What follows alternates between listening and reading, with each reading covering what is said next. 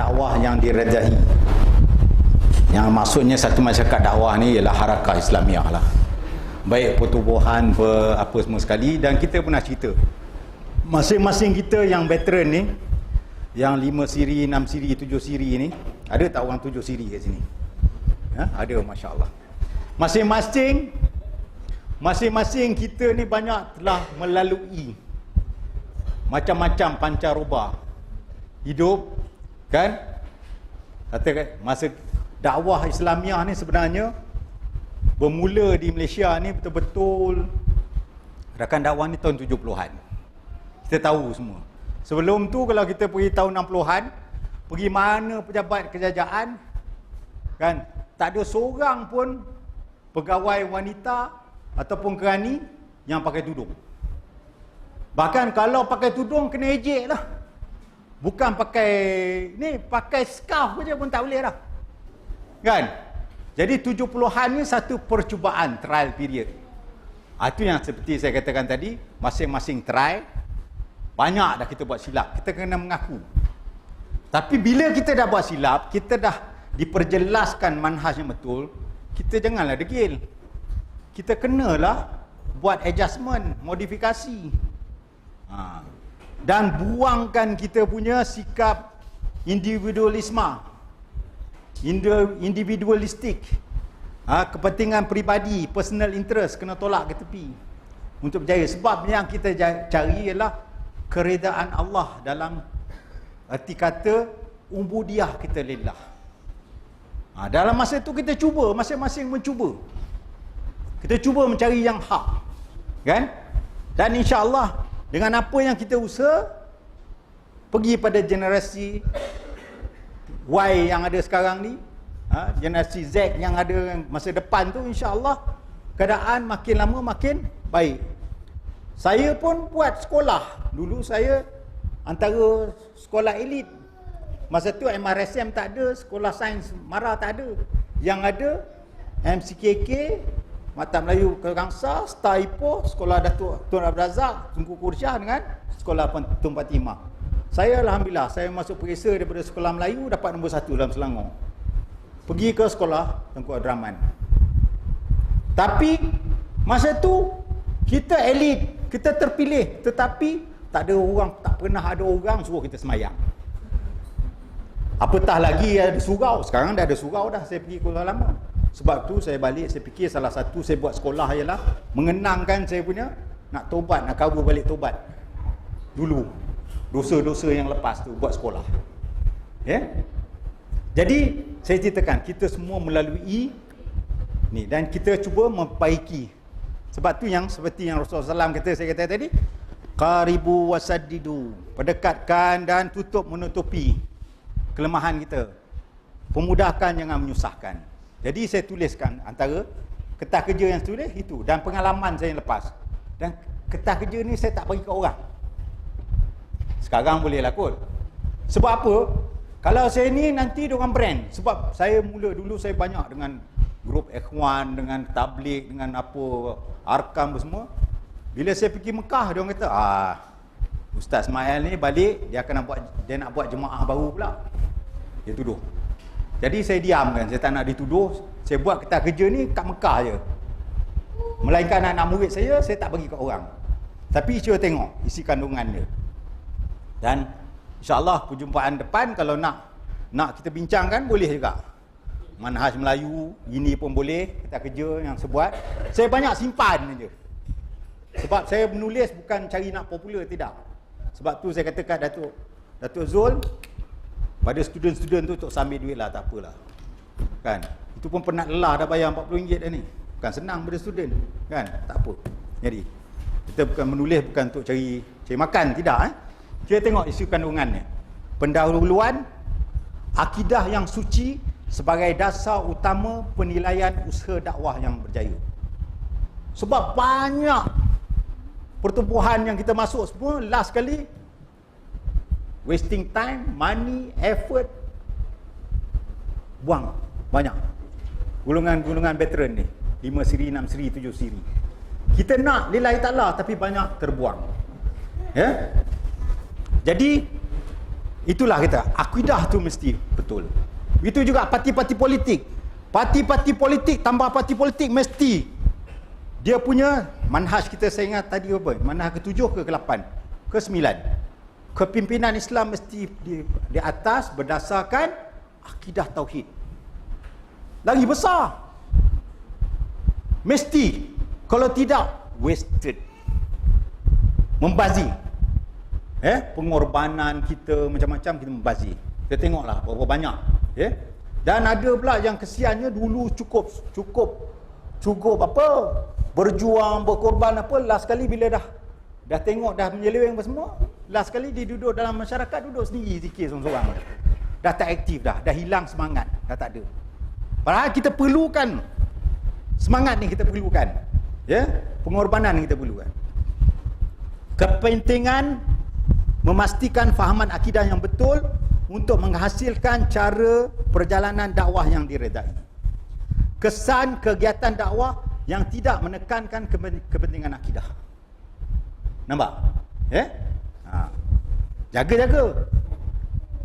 Geng yang kata sunnah pun ada yang saya tengok banyak lebih fiqh. Banyak lebih fiqh. Walaupun dia landasan dia dah dekat dah, tetapi masih ada kekurangan di situ. Contoh fahaman akidah yang menyeleweng, yang merosakkan arah tujuan dan cara perjalanan dakwah. Apa contohnya kefahamannya? Satu konsep mendahului akal dengan nakal, wahyu. Cara Asy'ariyah, ilmu kalam di Nusantara ni belum buruk lah. Kemudian beramal dengan sebahagian dari sumber wahyu. Kalau yang cara batin aja, cara kafir saja, cara nak perang saja, sebahagian dia tak ambil keseluruhan buat ni. Saya bagi kaedah, antara kaedah ahli sunnah jemaah dalam sesuatu masalah atau satu isu dalam agama, kita kumpulkan semua dalil-dalil daripada Quran, hadis, pendapat sahabat, semua kita kumpulkan semua, barulah kita buat satu rumusan terhadap masalah tu. Kita tak boleh ambil sebahagian sudut-sudut tertentu, tak boleh. Kita mesti kaji semua sekali.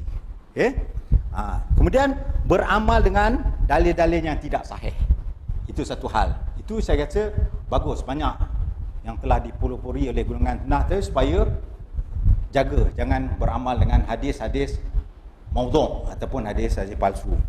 Kemudian contoh kesan salah kefahaman kaedah akidah yang betul terhadap beberapa jemaah dakwah semasa di Malaysia.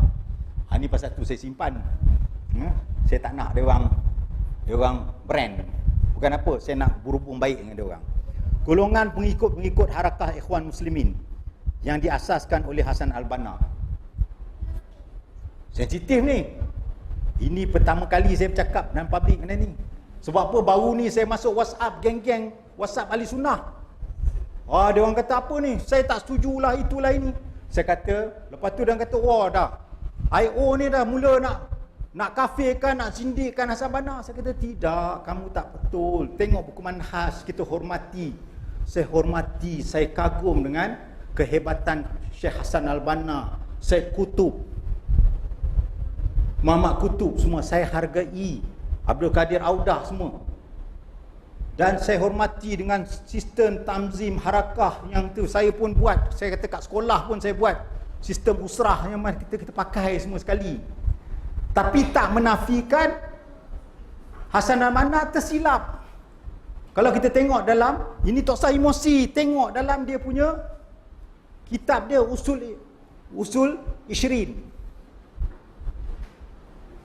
Dalam Majmu'ah Rasail Al-Banna, Usul Ishrin dia sifat 20.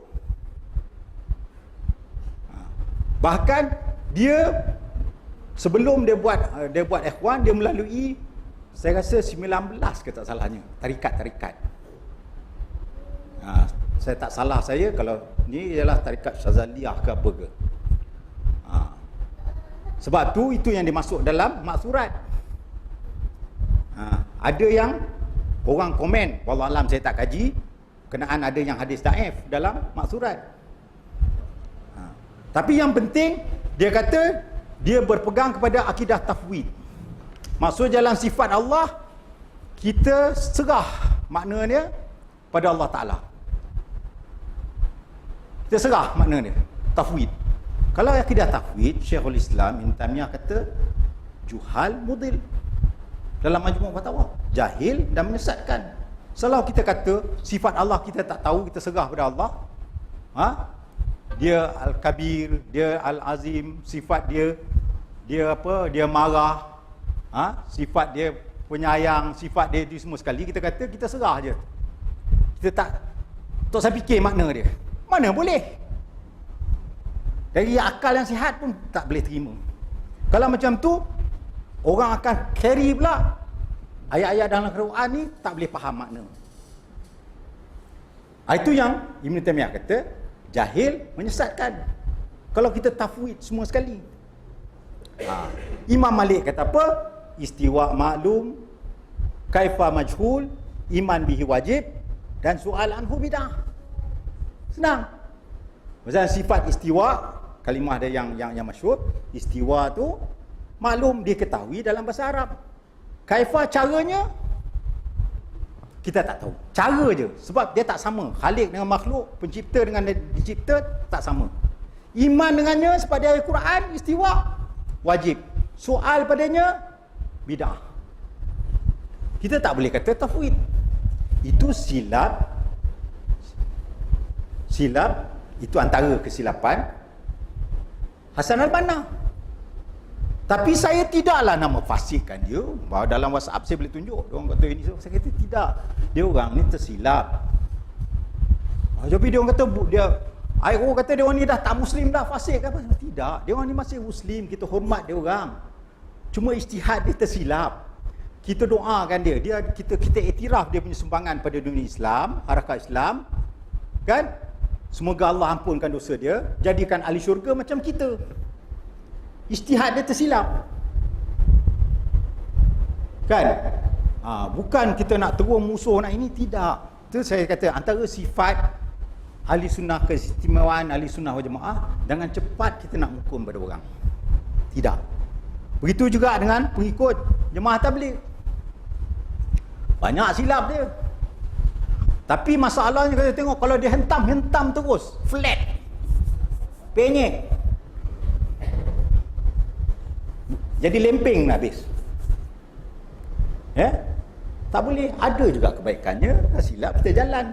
Saya baik dengan banyak daripada veteran daripada tabligh yang banyak. Kalau dalam ibadat kita kalah, dalam mujahadah kita kalah, dalam sistem Amer kita salah. Kita boleh ni dalam ibadat kita kalah, walaupun dalam akidah ada unsur-unsur yang dipersoalkan.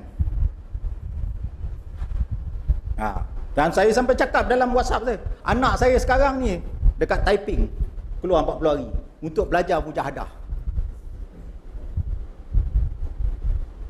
Kan? Tapi kalau segi macam silap tu kita kena berbetulkan. Begitu juga golongan yang mementingkan politik sebagai tujuan utama dakwah. Allah, ini berat. Makin lama makin banyak parti Melayu, makin pecah. Pecah undi. Pecah itu. Ini kalau cerita ni sampai besok tak habis Tok Zul. Kemudian golongan tarikat Sufiah Darul Arkam. Allah. Saya kata dulu saya memang naik kapal terbang Saudi Airlines pakai jubah hijau. Kemana pergi tu? Kemana pergi? Saya tengok pergi apa? Segala usaha, segala pengorbanan, duit, ringgit, apa semua sekali. Hebat. Kenapa? Kerana silap manhaj, silap akidah. Itulah yang saya bincangkan dalam Ketah Kerja ni, dan pertama kali ni saya cerita berkenaan ni pada public. Belum pernah saya buat. Baik.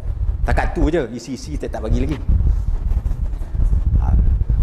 Habis kitab manhaj Ahli Sunnah wal Jamaah, baru nak masuk, minta maaf saya tak ikut dia punya urutan, dia punya sesi 1, sesi 2, sesi 3, sesi 4. Sebab pada saya apa yang penting kita ni, kalau tak dapat apa, doa insya-Allah bulan depan saya datang balik. Kita sambung. Sebab yang pentingnya ilmu, penyampaian. Kita pergi sikit touch mula-mula daripada manhaj akidah buku ni. Buku ni saya kata saya tulis semata-mata untuk masa tu tidak wujud satu buku akidah yang boleh dibuat buku teks di Nusantara. Sampai sekarang saya tak jumpa di Fatani baik di Indonesia pun tak ada. Jadi saya buat keputusan untuk 5 tahun menulis kitab ni. Saya tak akan balik ke Malaysia kalau tak habis. Ya. Kemudian saya terfikir, Syekh kata, kenapa kau tak terjemah je Ismail? Kita Arab, senang sikit, tak usun. Saya kata tak boleh. Sebab kalau saya terjemah, ada isu-isu dalam kitab-kitab Usuluddin dalam bahasa Arab yang tidak relevan kepada masyarakat Malaysia. Jadi yang ada ni, yang tebal ni pun dia orang kata dah boring nak baca, dah berat nak baca. Saya pilih isu-isu yang relevan pada masyarakat kita di Nusantara. Ya, saya ni. Kemudian saya fikir sama ada saya nak buat nipis ataupun nak buat tebal ni atau nak buat 5 jilid. Kan? Saya fikir saya ambil jalan tengah. Dan saya harap satu hari ada yang orang kecilkan, ada orang buat syarah pada ni. Satu hari kitab ni Jadi insya-Allah ada orang datang lebih baik pada kita. Ya? Lebih baik pada kita. Kita hanya cuba peringkat awal. Sumber-sumber akidah. Okey. Buka kitab ni. Ambil berkat sikit, buka sikit je. Memang tak habis petang ni punya. Kita dapat setengah jam pun jadi. Buku surat 1. Definisi, kepentingan dan sumber akidah. Di situ ada definisi akidah. Kita pergi cepat. Muka surat 1, muka surat 2, akidah suci dan akidah fasad. Lepas tu 1.1.2, kedudukan akidah yang suci pada hari ini. Pada hari ini. Kemudian 1.2, kepentingan akidah. 121, tujuan akidah. 122, nampak? Definisi tauhid. Definisi apa itu tauhid? Kita baca sikit. Tauhid adalah mengesahkan Allah dalam ibadat dengan mengarahkan ibadat tersebut semata-mata kepadanya Allah dan tidak kepadanya sahaja dan tidak mensyirikkannya, menyekutukannya dengan sesuatu. Ia adalah dakwah atau seruan semua para nabi dan rasul. Lepas tu 1, 2, 3, muka surat 6, kepentingan akidah, kepentingan tauhid. Ya.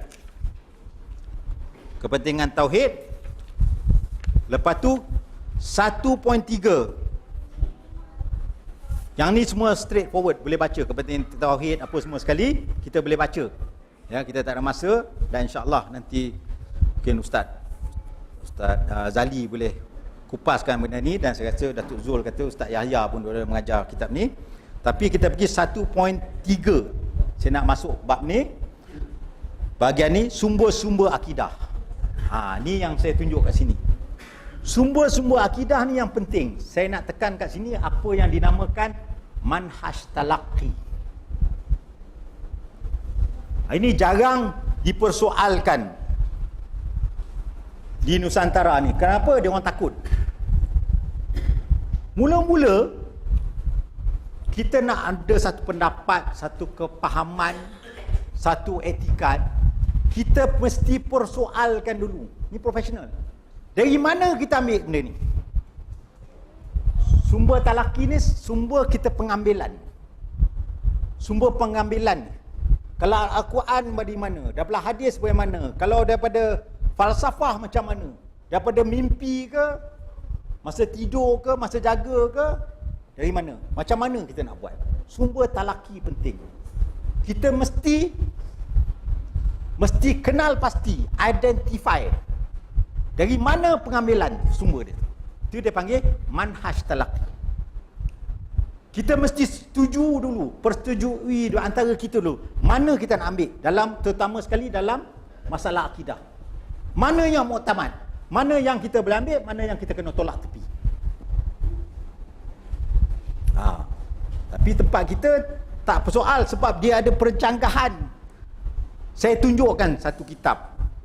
Sahabat saya daripada Sabah, Ustaz Azman, dia panggil Rajmin Maujun, daripada Sabah. Dia belajar kat Universiti Madinah, Universiti Mekah dulu, di Universiti Mukura aja, kawan saya daripada Sabah. Dia tunjuk kitab mantik.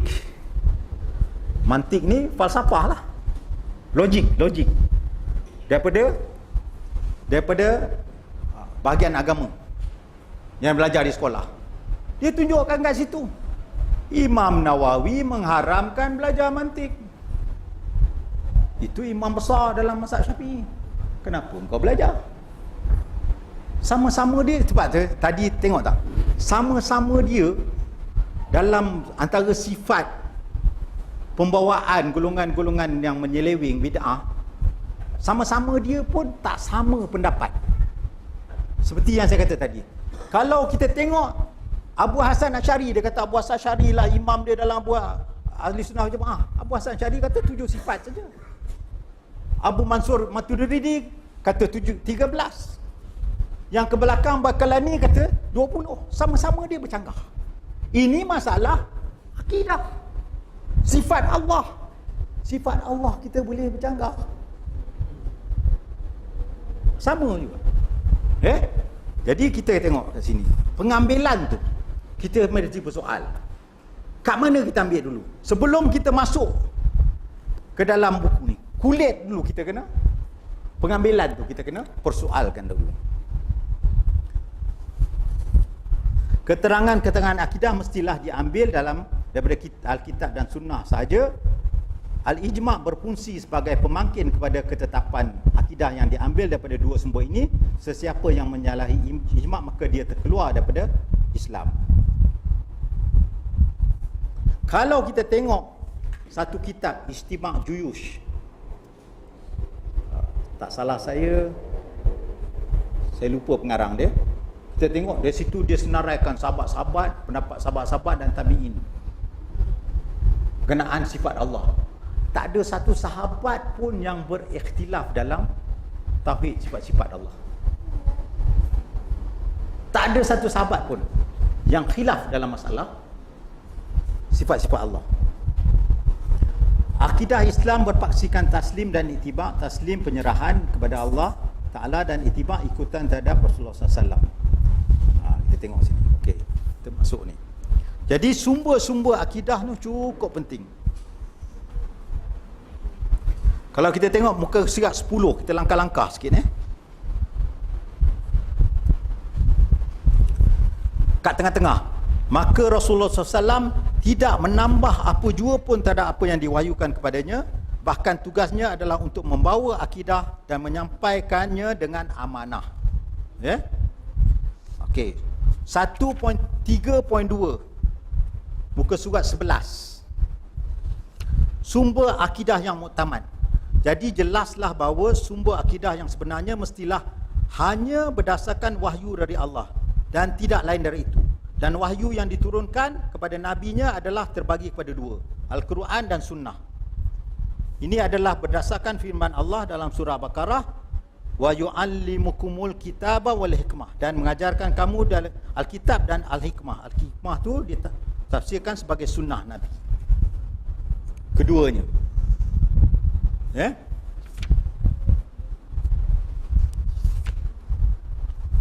Kemudian 1.3.3 penerimaan ulama-ulama yang terawal akan sumber-sumber asli, sumber-sumber akidah yang asli. Ulama-ulama terawal tu dalam bahasa Arab dipanggil ulama salaf lah. Sebab berdasarkan kepada hadis kat tengah-tengah muka surat 13, khairun nas qarni summal ladzina yalunahu summal ladzina yalunahu. Hadis riwayat Imam Bukhari, Tirmizi, Ibnu Majah dan Ahmad Ibn Hanbal. Maksudnya sebaik-baik manusia adalah kurun aku, jadi kurun Rasulullah, kemudian selepasnya itu sahabat, dan kemudian kurun selepasnya itu tabi'in 300 tahun yang awal. Berdasarkan pada hadis itu. Jadi sahabatlah sebab wahyu turun zaman Rasulullah SAW hidup. Jadi sahabatlah yang lebih memahami sebab dia talaqi, dia terima daripada Rasulullah SAW terus menerus. Dia sahabat Rasulullah. Dia yang lebih memahami. Adakah Umar, Osman, Anas bin Malik, Abu Hurairah lebih mengetahui dengan sifat-sifat Allah, nama-nama Allah, berkenaan akidah, dengan hukum hakam semua daripada orang yang selepas dan dalam 400 tahun, 500 tahun hijrah yang belajar mantik daripada Yunan? Siapa yang lebih memahami? Tentulah cara orang-orang ulama dulu lebih selamat kita ikut, lebih faham kita ikut, lebih bijaksana untuk kita ikut. Ya? Di bawah muka surat 13, oleh itu tak apa, saya baca daripada atas, ini penting. Sesungguhnya ulama-ulama Islam yang terawal dan yang paling dipercayai adalah terdiri daripada para sahabat. Mereka ini menerima pengajaran dan kefahaman terus daripada Rasulullah SAW. Kemudian mereka mengajarnya pula dengan penuh amanah. Nampak? Dengan penuh amanah. Nabi Isa tak berjaya dalam Kristian ialah sebab sahabat banyak yang berpaling tadah, tidak amanah. Rasulullah SAW berjaya untuk menyebarkan Islam, spread Islam di muka bumi sebab institusi sahabat. Sahabat mendukung dengan amanah.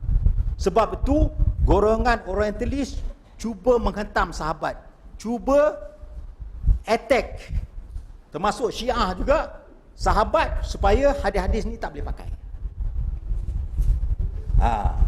Kejayaan Rasulullah SAW, institusi sahabah tu sendiri. Kemudian mereka mengajarkannya pula dengan penuh amanah kepada generasi yang selepas mereka, iaitu mereka yang terkenal dengan gelaran At-Tabi'in. Kemudian para Tabi'in pula mengajarkan kepada generasi yang selepas mereka, iaitu generasi Tabi'in.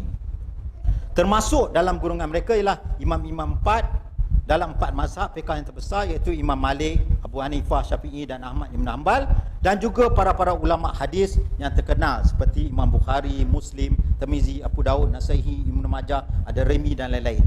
Generasi inilah yang telah diiktirafkan oleh Rasulullah SAW dalam hadis yang saya baca tu, dan di bawahnya oleh itu. Tengok bold tu tiadalah golongan yang lebih memahami dengan sepenuhnya sumber-sumber akidah daripada ulama-ulama Islam yang terawal ini, menurut tertibnya mulai dari para sahabat, para tabi'in, tabi'in, imam-imam terbesar dalam fiqh dan ulama-ulama hadis dalam lingkungan 3 kurun selepas Rasulullah SAW, dengan syarat ulama-ulama tersebut tidak ditomah dengan amalan bid'ah. Ya? Itu penting. Kemudian tengok muka surat 14. Barulah kita masuk pada manhaj ahli sunnah jemaah. Saya letak situ A, B, C, D, E. 1, 2, 3, 4, 5. 5 ni adalah merupakan kepalanya, inti dia. 5 ni lah yang jadi 15 kat sini. 5 tu manhaj ahli sunnah jemaah tu, itulah yang jadi 15 kat sini. Perkembangan daripada situ. Jadi saya tak payah bincangkan tu. 15 tu ada dalam ni. Kesimpulannya muka surat 15, mereka berdiam diri ke atas apa yang tidak dinyatakan oleh wahyu. Kalau wahyu tak cakap, senyap. Tak payah nak komen-komen, sebab ini beriman pada ghaib. Masalah akidah, beriman pada alladzina yu'minuna bil ghaib wa mimma razaqnakum yunfiqun. Itu dalam surah Baqarah, awal surah Baqarah. Jadi kalau Allah Ta'ala diam kena masalah usul akidah tu, Rasulullah SAW diam, kita diam, sahabat pun diam. Sebab kalau antara etikat ahli sunnah jemaah, kalau benda tu penting pada etikat amalan makhluk, nescaya dah turun wahyu dan nescaya dah Rasulullah SAW dah perjelaskan. Kalau tak important, tak ada relevan, Rasulullah tak jelaskan. Wahyu tak payah turun pada tu. Mereka beretikadkan dengan zahir makna wahyu tersebut tanpa sebarang ubah suai atau modifikasi ataupun takwil. Ya? dan tidak menambah sesuatu ke atas apa yang diturunkan. Tak ada tambah-tambah. Dan mereka meluaskan apa yang diluaskan oleh Rasulullah SAW dan sahabat-sahabatnya, dan tidak meluaskan apa yang Allah tidak luaskan ke atasnya. Dalam konteks as-sabat wal murunah ataupun mutaghayyirat, ataupun dalam konteks maqasid syariah. Itu maksudnya. Dia ikut prosedur saja. Dia ikut SOP. Maka inilah manhaj atau cara penerimaan akidah dalam kurun-kurun yang awal selepas Rasulullah SAW. Sila lihat kitab Manhaj Ahlussunnah wal Jamaah. Baik, penerimaan golongan bid'ah itu baca sendirilah. Kita baca muka surat 18. Penutup pada itu, memadailah dengan merenungkan kenyataan ini. Bagaimanakah cara penerimaan sumber-sumber akidah oleh golongan yang menyeleweng ini dapat kita terima sebagai lebih afdal dari cara penerimaan para sahabat, tabi'in, imam-imam besar dalam fiqh dan ahli-ahli hadis yang berpegang teguh dengan Al-Quran dan hadis. Bagaimanakah ini penerimaan talaki golongan-golongan yang bid'ah, yang menyeleweng. Bagaimanakah dapat kita yakini bahawa cara golongan bid'ah inilah yang lebih selamat daripada dalam penerimaan akidah? Sudah pastilah. Cara penerimaan iaitu manhaj talaqi. Manhaj talaqi, ulama-ulama yang terawal adalah lebih selamat, lebih bijaksana dan lebih arif dari golongan-golongan bid'ah dalam kurun-kurun selepas mereka. Itu mukadimah pada dia punya ni. Baik. Kemudian kita masuk bab yang kedua. Islam, iman, ihsan, maratib ad-din. Ini adalah sebenarnya merupakan tafsiran kepada syarah hadis yang panjang. Hadis yang dalam hadis arba'in. Hadis yang keberapa yang awal daripada hadis kedua ke? Macam itulah. Dalam ni hadis ni apabila Rasulullah SAW duduk kat masjid, datang seorang pakai baju putih, kemudian duduk lutut sama lutut. Lepas tu dia tanya pada Rasulullah, beritahu pada aku apa dia Islam, apa dia iman, apa dia ihsan. Lepas dia tanya apa dia tanda-tanda kiamat. Lepas tu dia pergi. Lepas tu sahabat-sahabat tercengang, tanya macam mana orang ni nak tunjuk dia terror pada Rasulullah. Lepas tu Rasulullah SAW kata apa? Hadza Jibrilu ja'akum yu'allimukum dinakum. Ini adalah Jibril yang datang dalam bentuk manusia untuk mengajar dinakum, agama kamu. Agama kita termasuk Islam, iman, ihsan. Ad-din. Kita start daripada bawah ni. Islam, iman, ihsan. Kalau Islam dia panggil Muslim, kalau iman, orang yang beriman dia panggil mukmin, dan kalau ihsan dia panggil muhsin. Dan sebenarnya kalau martabat dalam agama, kita tengok muka surat 20. Saya buat rajah 2A dan 2B. Ini adalah rajah 2A. Rajah 2B kita tengok. Sebenarnya iman tu dengan definisi yang kita ambil tadi merangkumi makna Islam dan ihsan. Base dia tu Islam. Base dia Islam. Lepas tu bila dia beramal, dia jadi beriman, dan kemuncak iman tu dia panggil ihsan. Dan iman tu naik dengan ketaatan dan turun dengan kemaksiatan. Sebab tu saya kata derajat iman ni boleh lain. Jadi kita balik pada manhaj 14-15 tadi, ruang lingkup tadi. Dan darajat iman tu berbeza-beza. Dari segi kefahaman, ilmu, kesabaran, campuran manusia biasa, kita balik pada tu. Kemudian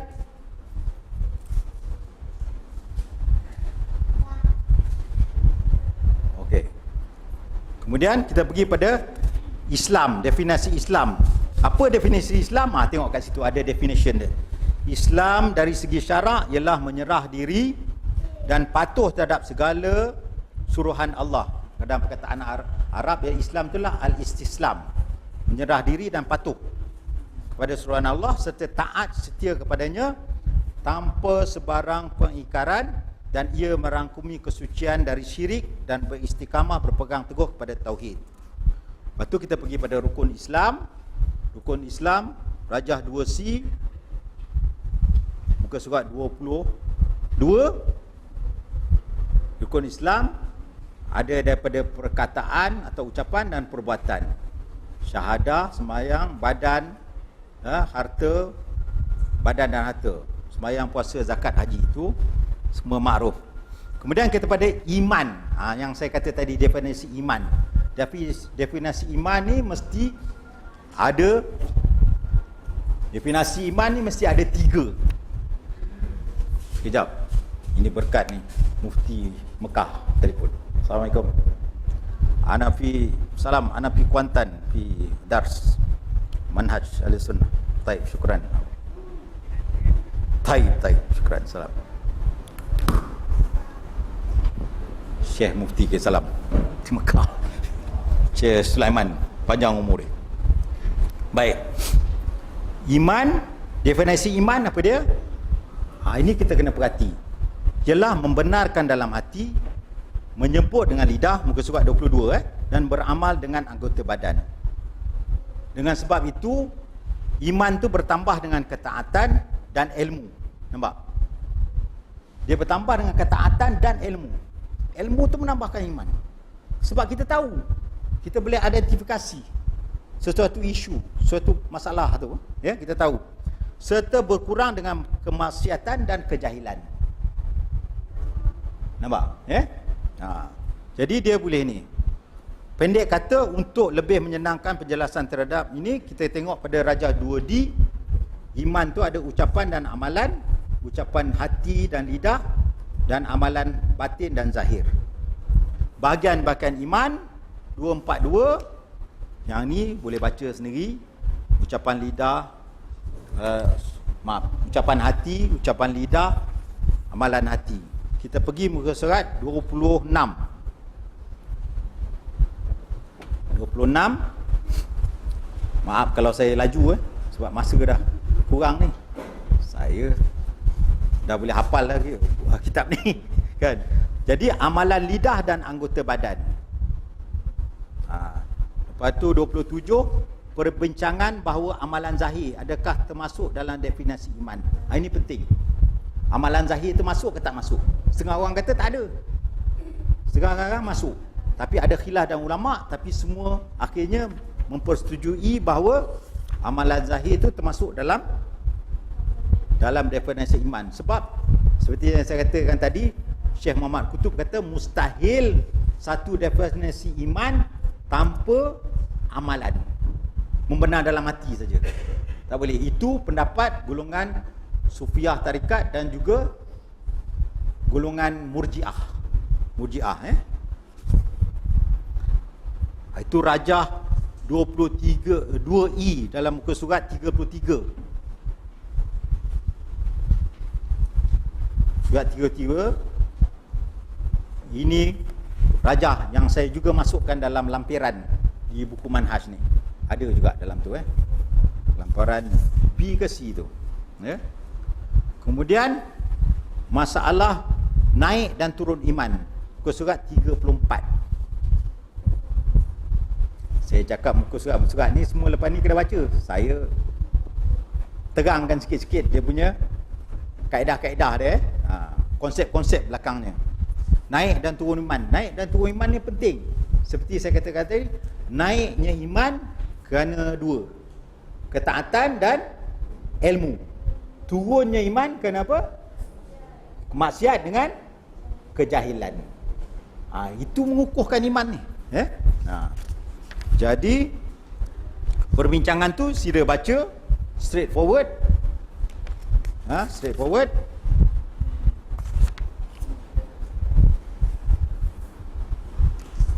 Kemudian kita bincang Muka surat 39. 39. Apakah perbezaan atau persamaan antara iman dan Islam? Ya, muka surat 39.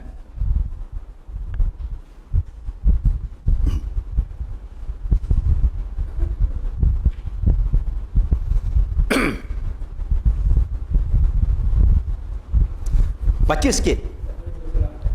Ya? Sila.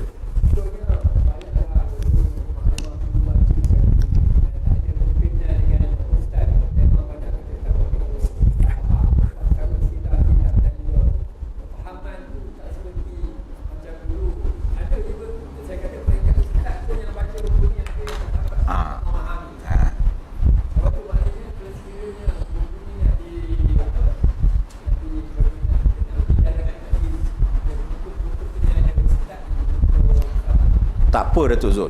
Saya cerita sendiri, saya pergi mengaji. Umur 26, saya tengah buat PhD Engineering kat University New England. Ya. Saya pergi, saya ingat nak pergi setahun belajar bahasa Arab. Nak tahu bahasa Arab, lepas tu nak cabut, nak habiskan PhD saya. Beasiswa saya daripada University New England, bukan kerajaan Malaysia bagi. Sebab saya seorang dalam fakulti tu dapat first class honors. Okey? Universiti sana bagi. Saya pergi kosong, tak tahu bahasa Arab. Ni nak galakkan belajar, betul-betul lah. Saya bantai saja. Dekat talaki ke syekh mana sarap, saya duduk. Kadang-kadang start 20% je. Saya dah faham. Lainlah pada dia orang yang belajar agama pada awal, belajar bahasa Arab semua, kita tak tahu. Saya bantai. Saya jalan dulu. Saya duduk, saya belajar. Sikit demi sikit. InsyaAllah. Jemaah, dengan sebab itu, walaupun tak dapat, jangan risau Datuk Zul. Mula-mula kita dapat 30%. Second round kita dapat 60%. Kemudian kita ulang. InsyaAllah. Sebab tu saya cuba sini penerangan jelasan dan akan datang lagi. Ustaz-ustaz lain akan datang lagi. Sebab tu guru tak boleh seorang. Kena ramai. Setiap guru dia akan bagi lain-lain sudut perspektif. Guru tak boleh, kena banyak. Ya, sudut perspektif. Tak serisau tu. Tak apa. Anda tahu, hantar nak kalau boleh sebutir-sebutir. Kita telan benda tu. Ya.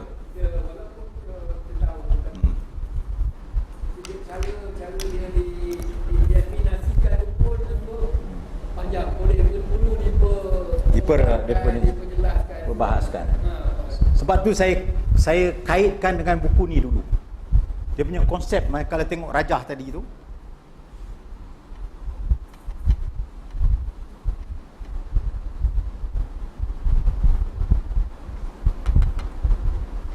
rajah ni saya kaitkan ni daripada awal, daripada atas perspektif. Jadi bila baca tu, kita ada satu konsep yang menyeluas, yang menyeluruh untuk mendetailkan satu-satu bahagian ni.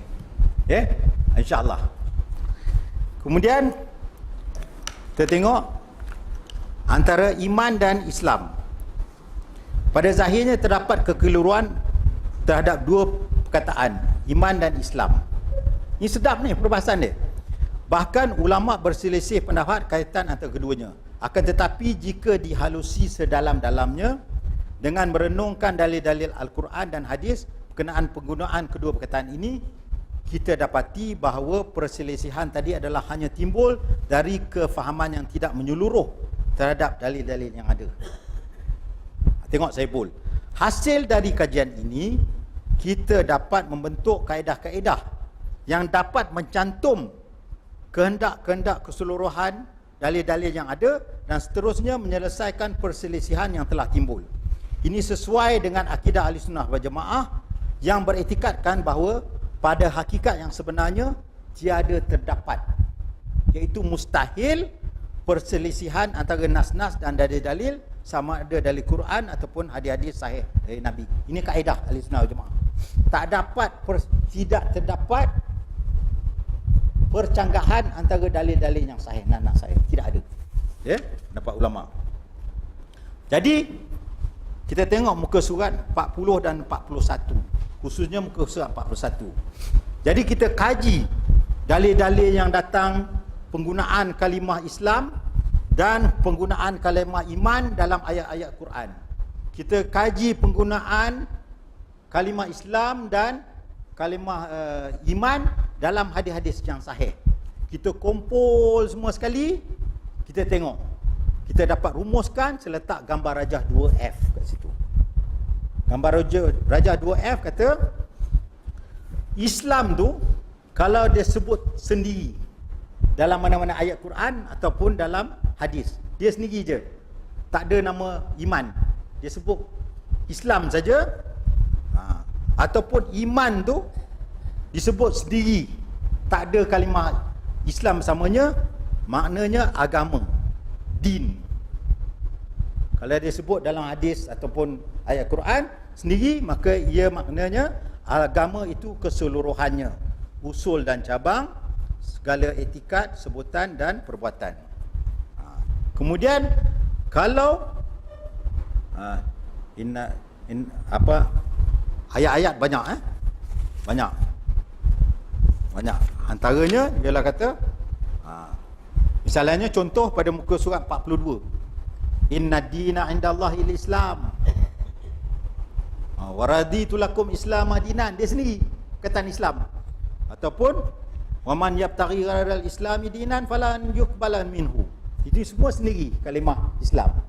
Ataupun kalimah iman tu sendiri, Allahu waliyul ladzina amanu yukhrijukum minaz-zulumat ilan nur. Amanu, iman tu keimanan sendiri. Ataupun afaman kana mu'minan kaman kana fasiqan, iman tu sendiri. Ya, maka ini semua. Dan begitu juga dalam hadis-hadis, kalau disebut iman ataupun Islam tu sendiri saja dalam hadis-hadis atau ayat Quran, maknanya agama Islam itu seluruhannya sama. Tetapi kalau dalam ayatnya, ayat tu hadis-hadis yang disebutkan Islam dengan iman dalam satu ayat ataupun dalam satu hadis, maka kita tengok balik muka surat 41, iman tu dimaksudkan amalan batin dan Islam tu sebagai amalan zahir. Jadi kita tengok nombor 1, jika Islam disebutkan bersendiri. Nombor 2, jika iman tu disebut sendiri, maknanya agama itu keseluruhannya.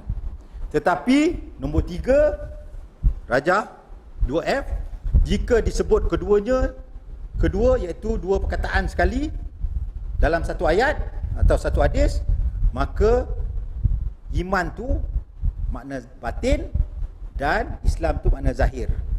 Jadi datanglah kaedah, bukan semua Muslim tu mukmin, tetapi semua mukmin Muslim. Hukum di dunia adalah ke atas amalan zahir, iaitu syahadah dan amalan anggota badan. Ya. Jadi kaedah kat bawah sekali, jika dia bercerai, dia bersatu, maknanya satu makna. Kalau dia bersatu, dia bercerai makna. Itu kaedahnya. Ini banyak kitab-kitab yang saya buat rumusan nak dapat pada rajah ni. Okay? Itu hanyalah maklumat sebenarnya dalam tafsir. Cuma kita tengok muka surat 45 ke atas sekali. Walaupun kita kata ada zahir batin semua, ahli sunnah wal jamaah ini kaedah lagi, banyak ni dalam ni kaedah. Kaedah dia apa?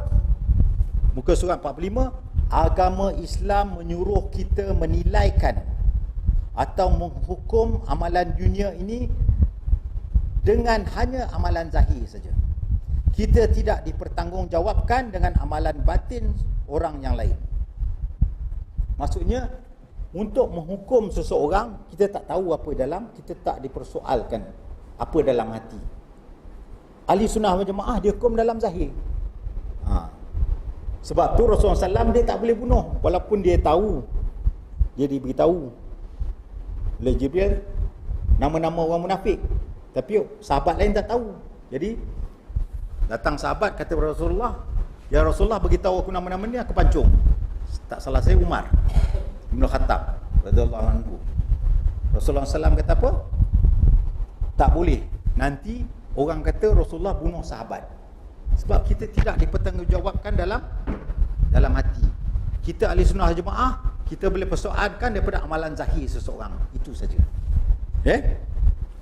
Sebab itu dalam dalilnya ialah dalam hadis Usamah ibn Zaid yang diriwayatkan oleh Imam Bukhari dan Muslim. Apabila perang, datang seorang kafir, Usamah dah nak pancung dah. Orang yang bukan Islam tu kata, dia mengucap la ilaha illallah. Usamah buat apa? Dia pancungkan juga. Dia cerita pada Rasulullah. Rasulullah marah kat dia. Rasulullah kata, dia kata kenapa kau bunuh?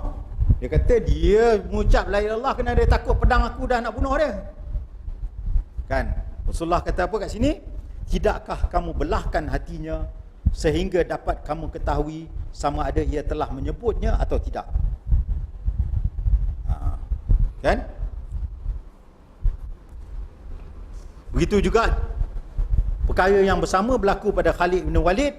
Rasulullah SAW telah menjawab, sesungguhnya aku tidak disuruh menggali memeriksa hati-hati manusia dan tidak disuruh membelahi perut-perut mereka. Ya? Baik. Kemudian kaitan iman dengan syariat. Pada satu hari petang bulan puasa, saya suka dengar radio dekat Mekah. Radionya ialah radio Nida' Islam min Makkatal Mukarramah, Nida' Islam. Ya. Satu syekh dia cerita berkenaan iman, dia syarah dalam radio. Petang tu lepas asar, saya boleh duduk baring tu nak tunggu buka puasa. Dia kata iman ni macam akar. Ada akar tunjang, ada macam ni. Lepas tu pokok. Dia pokok ni dia ada batang dia macam ni. Ini adalah rukun iman. Lepas tu dia ada yang fardu kifayah, dia ni semua. Wah, kata hebat Syekh ni. Saya ambil kertas dengan pensil, saya start draw. Draw, inilah dapat dia. Dia panggil pokok iman, syajaratul iman. Ya? Syajaratul iman. Ini salah satu sepatutnya kita kena tampal ni kat rumah bagi anak-anak kita faham. Senang saja analogi dia. Ya? Beriman kepada Allah, ya, ialah akar tunjang. Kemudian beriman pada keimanan yang lain, akar-akar yang lain. Ya? Kemudian mengucap la ilaha illallah ialah main tiang batang sendiri. Dan lepas tu ranting yang utama ada 4, yakni solat, puasa, haji, zakat. Kemudian datanglah kepada kewajipan-kewajipan termasuk fardu kifayah yang lain dan sunat muakkad dan sunat-sunat lain. Dan di bawah ni yang merah ni ialah akidah, sebab dia bawah tanah dalam hati. Kita tak tahu etikat kita, kepercayaan atau iman dalam hati, dan syariat ke atas tu. Ni pokok iman. Ini yang kita pergi pada muka surat 47. Muka surat 47. Selain daripada itu, rukun iman, muka surat 48, tanda-tanda keimanan dan kemanisannya. Lepas tu kasih kepada tanda-tanda kemanisan iman ialah kasih kepada Allah dan Rasulnya, muka surat 50. Kedua, muka surat 52, kasih kepada ulama yang terawal dan mencontohi segala serta mengikuti jejak langkah mereka. Dan ketiga, muka surat 53, kasih dan marah kerana Allah. Dan keempat, muka surat 54, agar membenci untuk kembali kepada kekufuran, seperti mana kalau dia dah masuk Islam, dia benci untuk balik kepada menjadi kafir, seperti mana ia membenci untuk dilemparkan ke dalam api neraka. Itu tanda kemanusiaan iman. Dan akhirnya martabat yang tertinggi sekali ialah al-ihsan. Pengertian al-ihsan dan kaitannya dengan Islam dan iman. Ya. Dalil-dalil berkenaan al-ihsan, martabat-martabat ihsan, iaitu muka surat 58 dan 59, makam musyahadah, penyaksian, dan makam ikhlas, iaitu seperti mana kata Rasulullah SAW, anta'budullah ka'annaka tarahu fa in lam takun tarahu fa innahu yarak. Maksudnya ihsan ialah seakan-akan kamu beribadat kepada Allah, seakan-akan kamu melihat Allah. Kalau kamu tak lihat Allah, kamu yakin tak lihat Allah, kamu yakin bahawa Allah melihat kamu. Ya, itu takrif ihsan. Ya. Baik, saya stop kat situ kerana saya nak habis sikit apa yang saya siap malam tadi sampai pukul 2 pagi tu. Kok ada apa-apa. Maksud beriman pada Allah, ini saya tak masuk bab tu sebab bab yang ketiga ialah beriman pada Allah. Ini tak sempat. Lain kali lah. Ya, sebab kita ada soalan-soalan. Kepentingan beriman pada Allah. Ada benda yang saya nak tunjuk. Tajuk-tajuk penting dalam bab beriman kepada Allah, kewujudan Allah, wahdaniyah, pembahagian tauhid. Saya tak masuk lagi. Faktor-faktor yang membawa kepada penyelewengan fitrah yang suci. Ya. Ini rajah pembahagian tauhid. Itu masa depan saya akan masukkan. Perbezaan antara fitrah, wujud Allah, tauhid rububiyah, tauhid uluhiyah, dan tauhid nama-nama dan sifat-sifat. Ini saya buat ni masa di Mekah lagi dulu.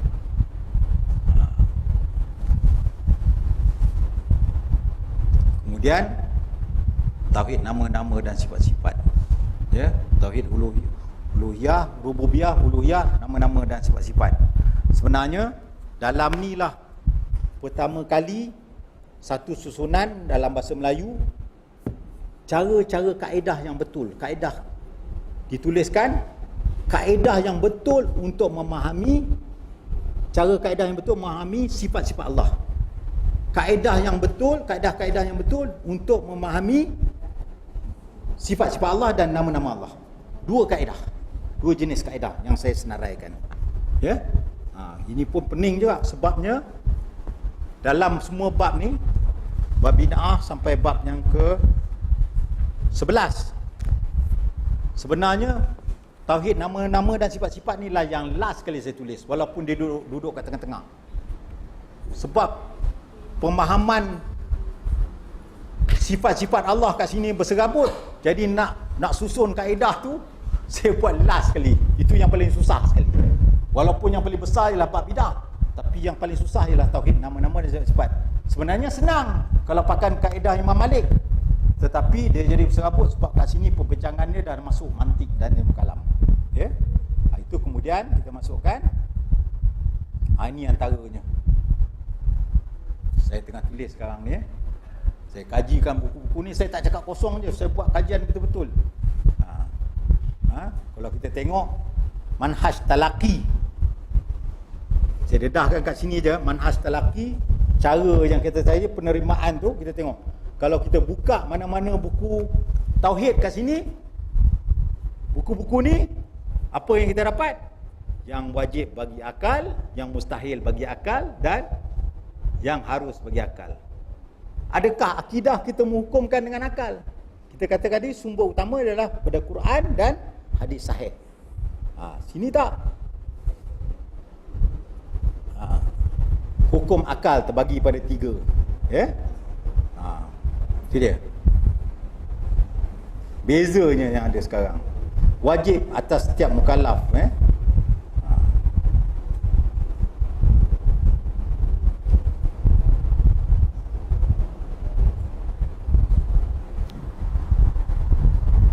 Okey, ini kitab ilmu mantik.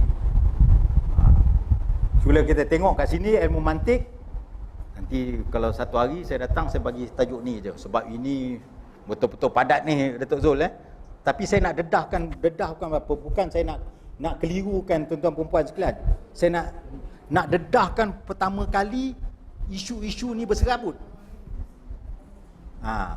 Ya banyak lagi perlu kita pelajari. Tapi kita tengok ni, perbezaan mantik klasik dan moden. Tokoh-tokoh mantik, kenapa kita nak mesti mempergurukan Sokrates, Aristotle, Ibnu Sina ni akidahnya teruk. Mengikut mereka ni.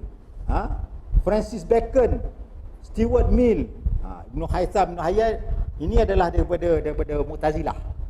Yang ikut cara dia orang. Ni saya katakan tadi. Ilmu mantik Al-Madrasah Al-Arabiah li Ma'ahid Diniyah di Indonesia. Apa katanya?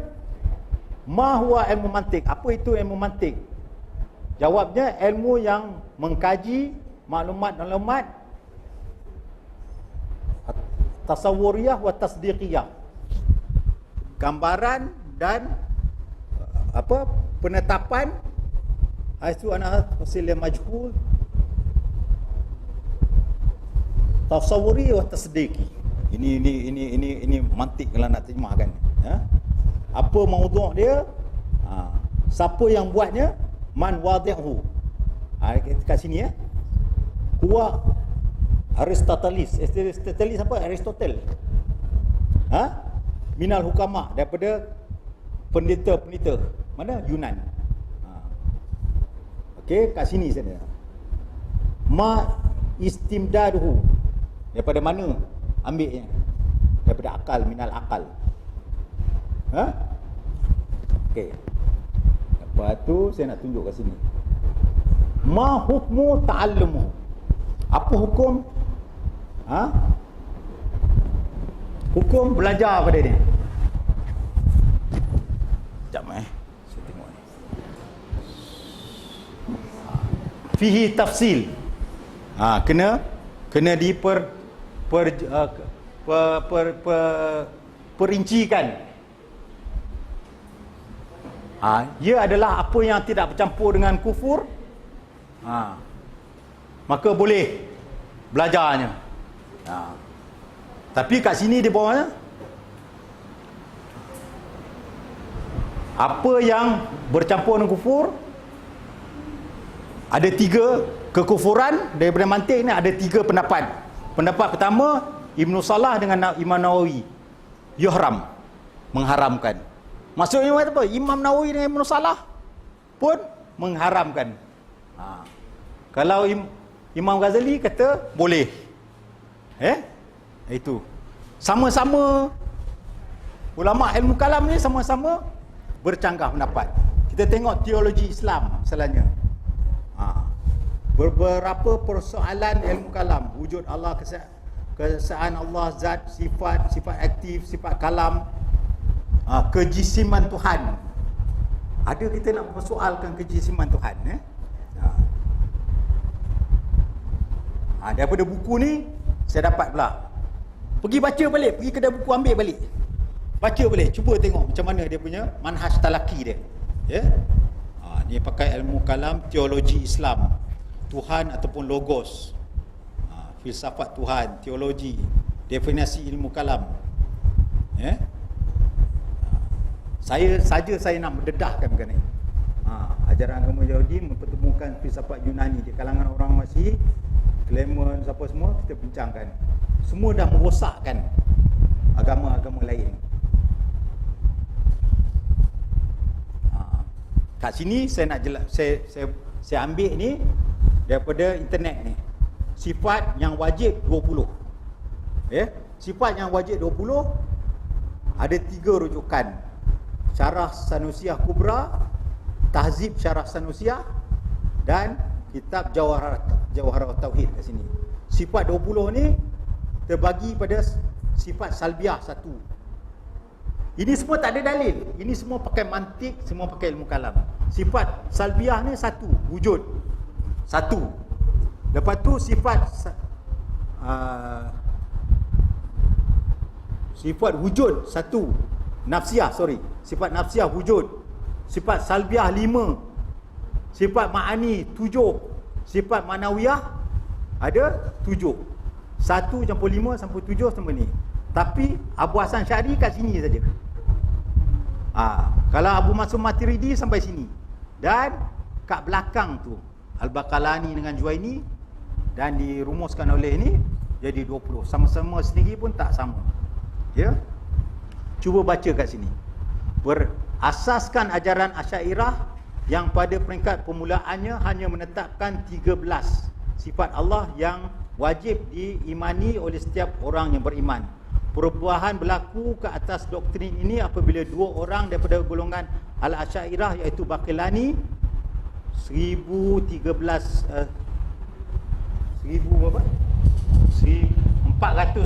Hijrah.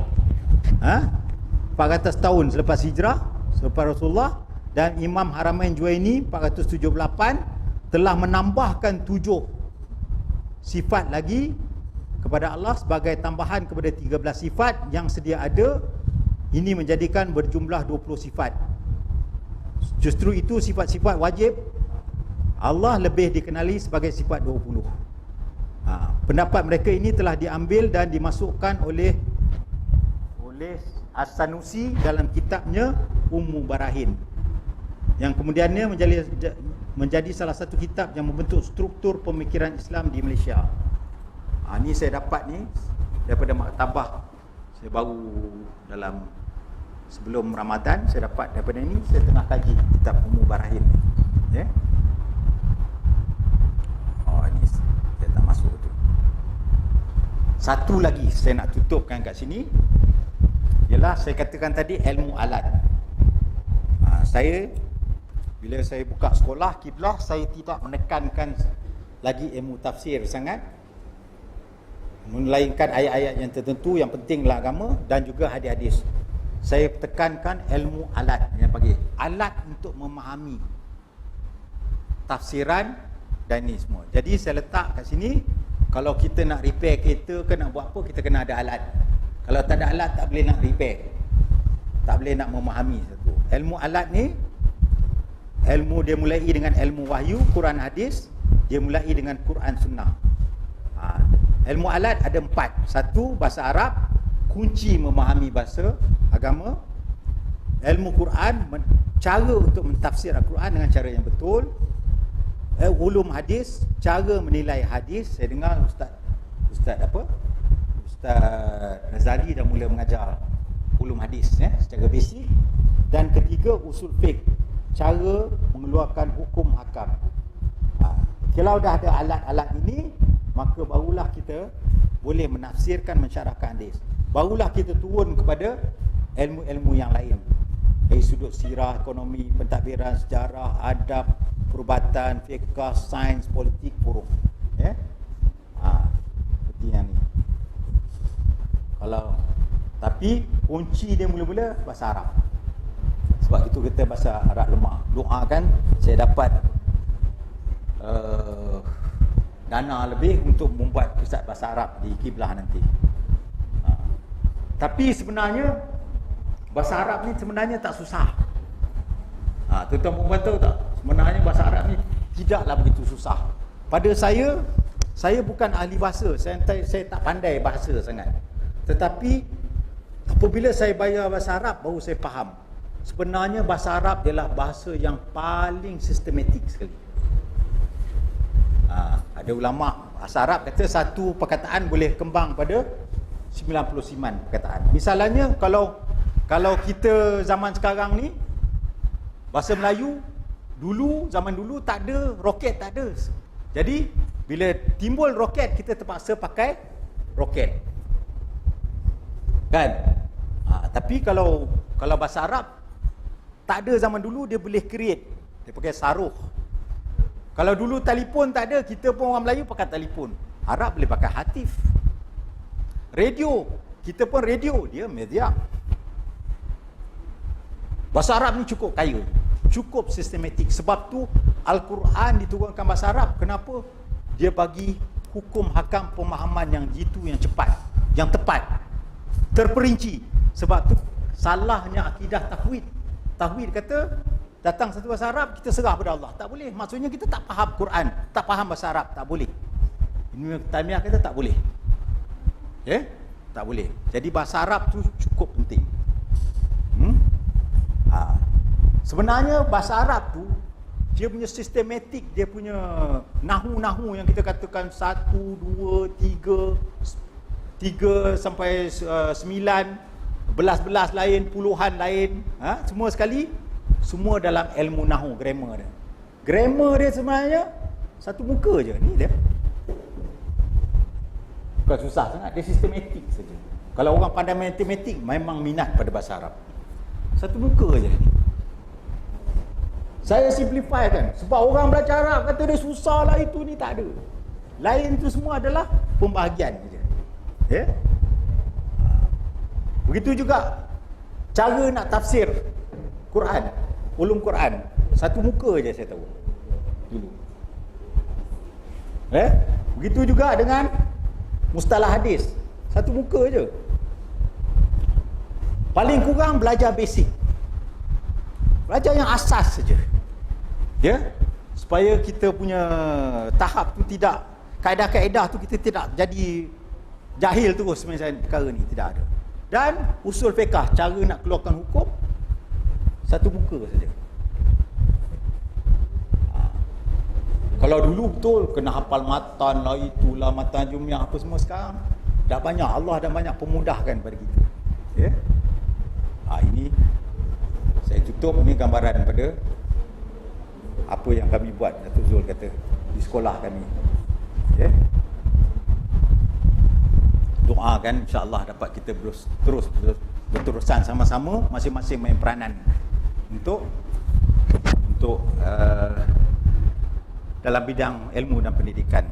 Saya rasa saya tutup kat sini, sebab mungkin kita sepatutnya sesi sekarang adalah sesi soalan.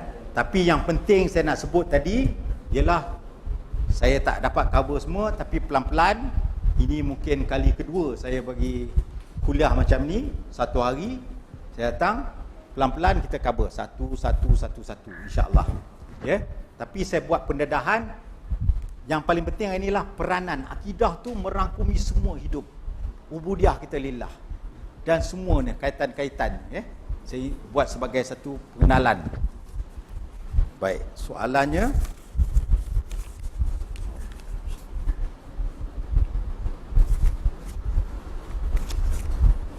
ayat dalam Quran, Allah menyesatkan sesiapa yang dia inginkan. Bagaimana Allah dapat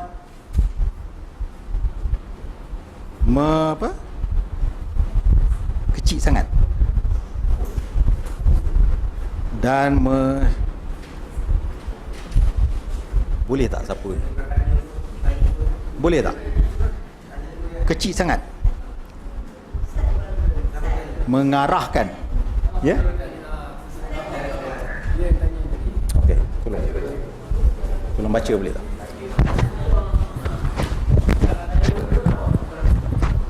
Tak kecil sangat, ya? Boleh tak baca?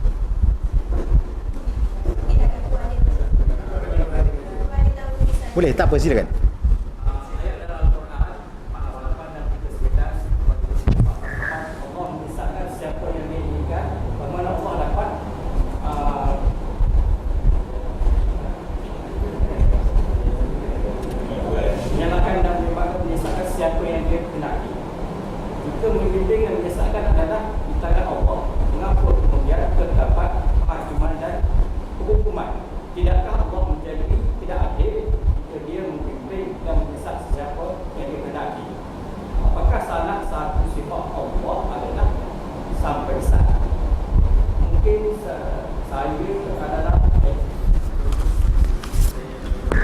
Okey, bagus.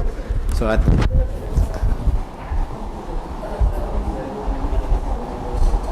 lebih kurang saya boleh jawab lah kalau tak dapat ni, ya.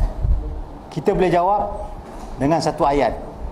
Wa ma kunna mu'adzibin hatta nab'atha rasulan. Kami tidak akan mengazabkan seseorang melainkan kita telah hantar seorang rasul. Yang ni seorang rasul yang membawa perkhabaran. Lepas tu, jadi maksudnya kalau sesiapa yang tidak sampai dalam akidah, ya, seruan tu, maka dia excuse. Dia tidak akan diadili, tetapi dia akan di akhirat kelak melalui satu ujian lain.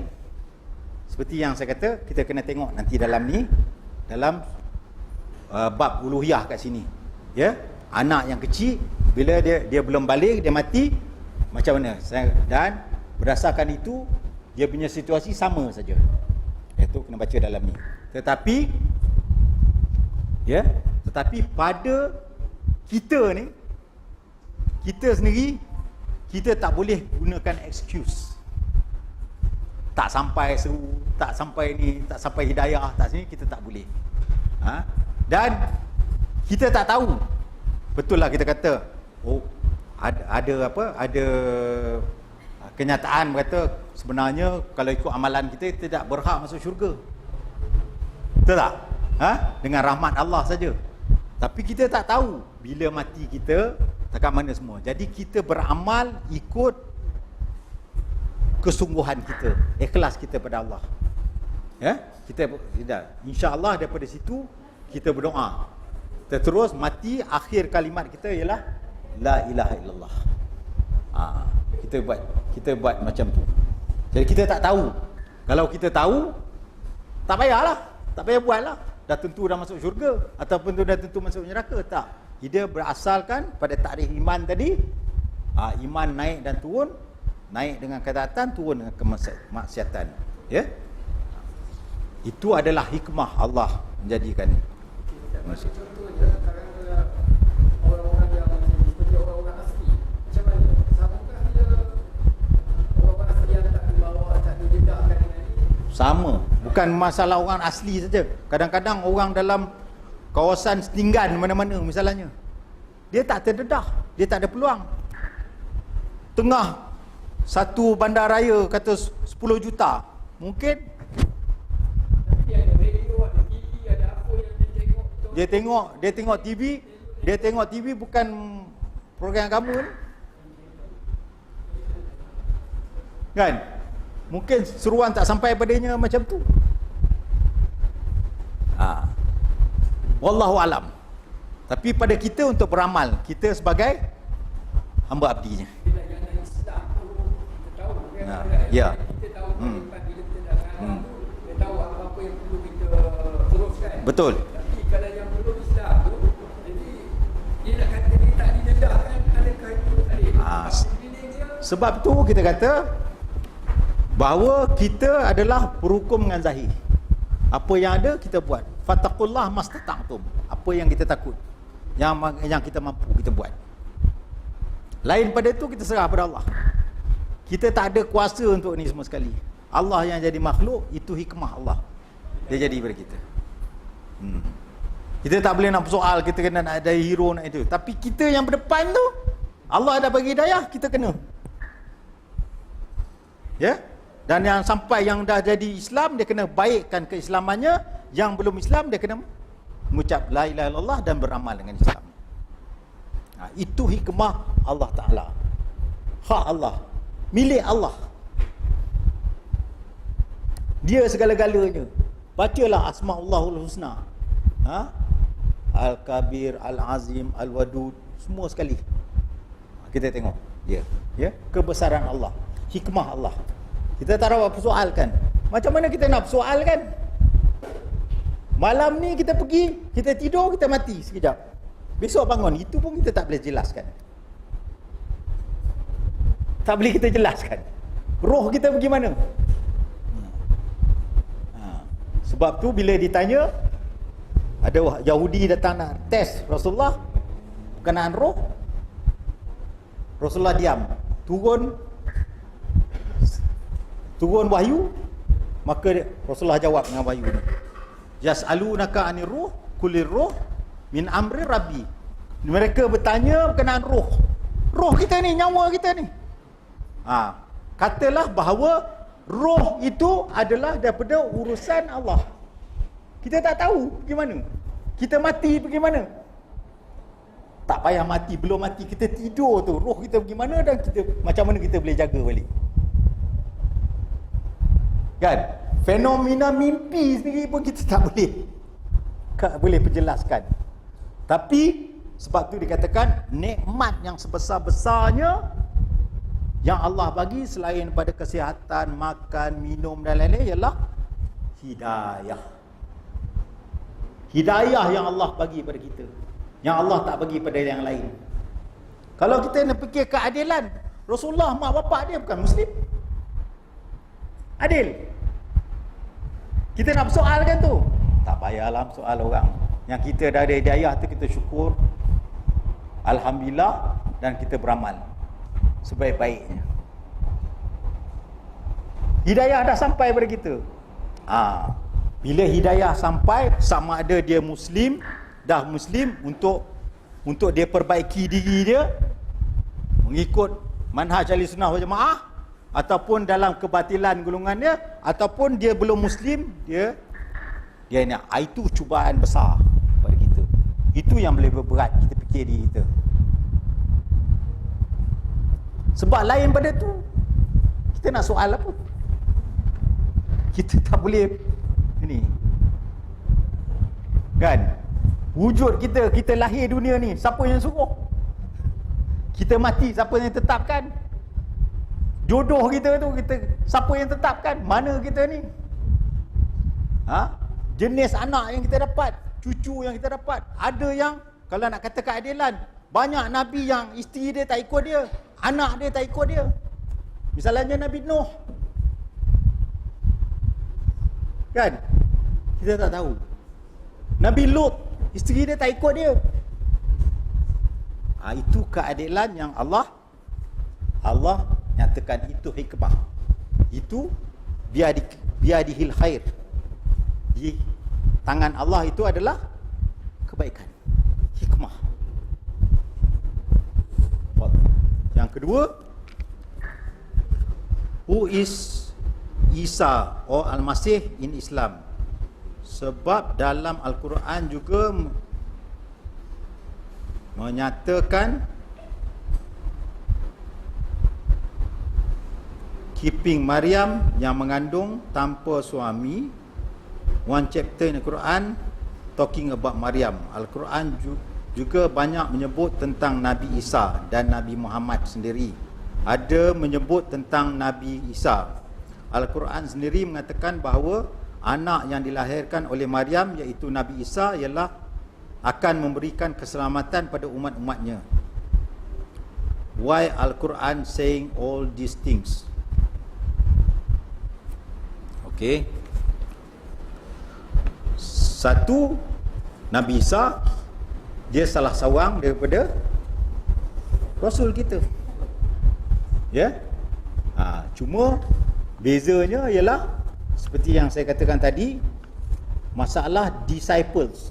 Nabi Isa banyak tidak carry macam sahabat Rasulullah SAW, dia carry institution hadis. Sebenarnya hadis ni dalam agama lain tidak ada hadis. Sebab apa? Tak ada yang sanad riwayat. Dalam agama Islam saja yang ada institusi hadis, dari bulan semua sekali sampai kepada Rasulullah, sampai kepada Jibril, sampai kepada Allah SWT. Yang lain tak ada. Tak ada agama yang ada hadis macam ni. Kalau pergi tengok Buddha tak ada. Ya? Begitu juga dengan Bible yang telah bertukar bentuk. Begitu juga dengan Taurat misalnya. Ya? Dan Nabi Isa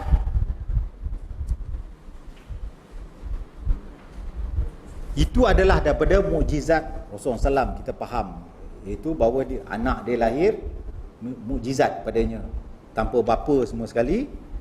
Dan saya tak berapa faham juga dia punya soalan ni.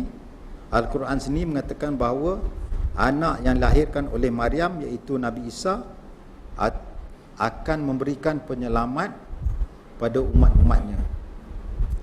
Ini saya tak pastikan dalam Quran ada ke tak ada. Ada kat surah mana? Surah Maryam. Why Al-Quran saying all these things? Itu kena rujuk pada tafsir ayat tu. I don't know about that. Saya tak boleh jawab mana itu.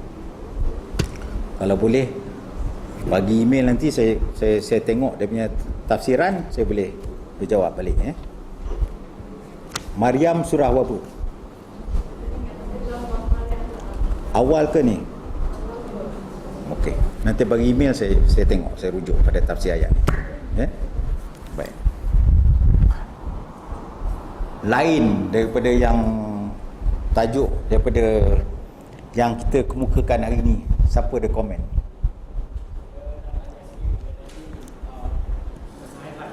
Ya? Saya mendengar 420 ni dia ada saya terbaca asal daripada Nabi Musa. Apa dia? Nabi yang menyihir Nabi. Silap daripada sifat 20 ada daripada Nabi. Daripada sifat 20 daripada menjadi berjamu kepada Al-Qurani kepada pasal syariat yang Maturidi. Pasal apa lagi awal. Awal ini apa yang harus kaitan sanad daripada Nabi yang Pada sekarang itu kena tengok kaji. Kalau kata sanad-sanad tak ada, dia daripada penulisan kitab-kitab yang carry. Ada yang ulama terbabas yang carry on daripada ini. Dan kalau kita tengok Abu Hasan Asy'ari sebenarnya kalau ikut Ibn Taymiyah dia melalui 3 marhalah. Ya, pendapat Ibn Taymiyah. Iaitu pertama sekali dia dalam Mu'tazilah.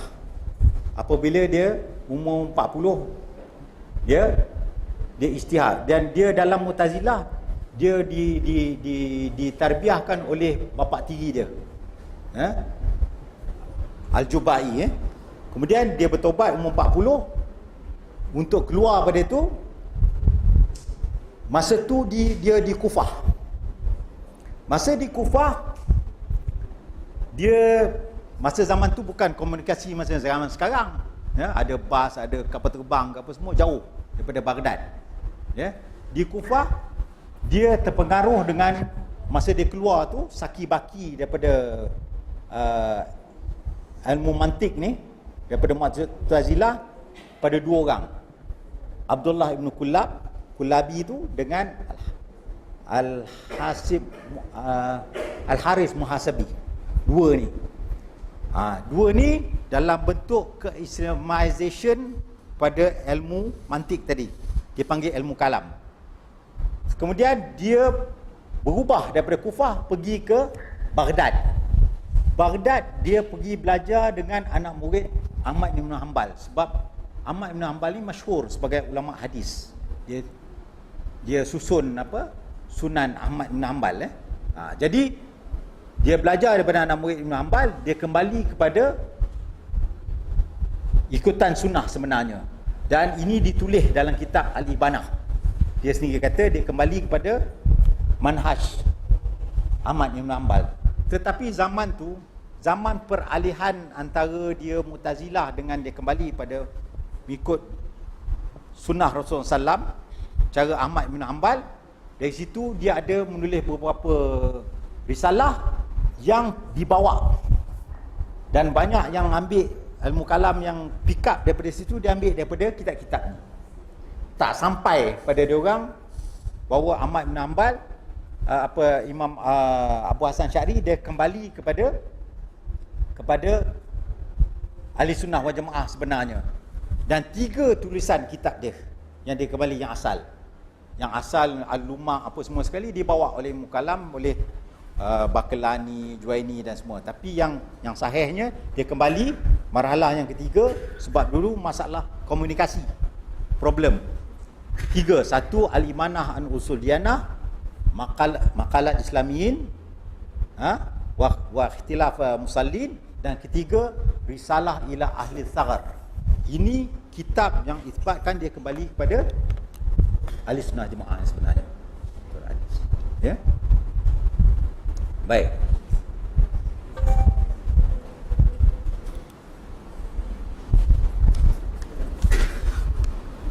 Pada pendapat Ustaz, dalam banyak-banyak jemaah Islam di Malaysia ini, apa yang boleh kita ikuti? Allahu Akbar.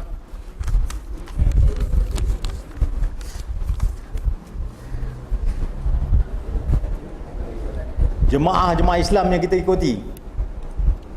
Masalah ni kalau dalam dakwah fik harakah ni dia panggil ta'addud jamaah. Jemaah dah banyak. Maksud jemaah ni yang saya faham ni adalah jemaah dakwah ataupun mazhab dalam dakwah. Ya. Jadi kita ada kaedah-kaedahnya. Kita yang paling sesuai kita ikut ialah nombor satu, mesti atas manhaj yang betul, akidah yang betul. Itu wajib kita ikut. Dan dia ada jemaah-jemaah yang kecil sampai ke jemaah besar. Maksudnya sampai ke peringkat negara. Kan? Kalau dalam peringkat yang besar tu kita ikut, hormati selagi tidak bertentangan dengan Quran dan hadis, terutama sekali manhaj ahli sunnah jemaah. Tetapi dalam konteks kecil, jemaah kita kecil ni, kita carilah misalnya jemaah Tibian ni atas dasar yang ini, dan kita ada pengurusi, kita ada timbalan semua, itulah amir kita. Kita ikutlah dia. Itulah amir kita. Itulah kita punya GM ke, pengurus besar ke, semua itulah kita ikut. Ya? Dalam konteks yang saya faham ni ialah jemaah dari segi dakwah. Ya, dalam fiqh dakwah. Wallahu alam. Ya. Sebab kalau nak baca mendalam sikit tapi dalam bahasa Arab. Ini satu isu yang pernah saya ditanya baru ni.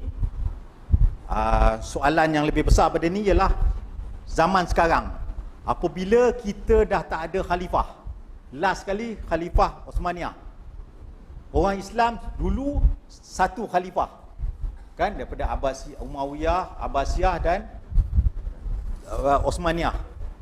Bila dah habis tu, kita tidak ada khalifah untuk satu orang Islam satu dunia ni, tak ada. Jadi dia dah berpecah-pecah. Jadi saya ada sahabat saya iaitu Dr. Abdullah Dumeji, dia buat kajian masters, ya, dia panggil kitab Al-Imamah Al-Uzma. Dia mengkaji berkenaan keadaan umat Islam selepas jatuhnya kerajaan Khalifah Osmaniyah. Jadi kita ambil sikap, wallahu alam, pendapat saya, ya, bahawa kita ikut kat tempat kita. Macam di Kuantan ni, kita cari syarat-syarat, kriteria dia, kita ikut. Kan? Tetapi tidak menafikan jemaah kubra, maksudnya umat Islam seluruh Malaysia ni, kita ikutlah selagi tidak bertentangan ni. Misalnya Majlis Agama Islam Pahang, kita dalam negeri Pahang, kita kena ikut selagi tidak bertentangan dengan manhaj Ahlussunnah Jemaah. Begitu juga dengan majlis, dengan JAKIM misalnya, satu negara, kita ikut. Ya. Itu jemaah kecil dengan jemaah yang besar. Wallahu a'lam.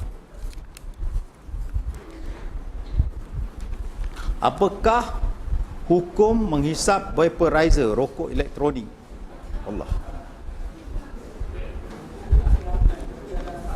Apakah hukum berdosa bagi orang yang merokok sebelum rokok difatwakan haram? Dia kembali, wallahu alam, senang itu sajalah. Allah Ta'ala mengharamkan yang baik, yang haram, yang mudaratkan, dan menghalalkan yang baik. Jadi mana yang mudaratkan tetap haram lah. Ya, ramai orang kat sini, kat negeri kita, kata rokok tu makruh lah apa semua sekali, dan ahli-ahli, pakar-pakar semua dah tahu, saintis semua, itu merosakkan kesihatan. Lepas tu apa nama Allah kata, wala tulku anfusakum ila tahlukah. Maksudnya jangan kamu melemparkan diri kamu dalam kebinasaan, termasuk dalam kesihatan. Ya, jadi wallahu alam, hukumnya tetap haram lah. Tidak ada nak kita kata nak kata makruh, tak, tekan. Ya, jelas. Lain. Sekarang pukul berapa dah? 5:30.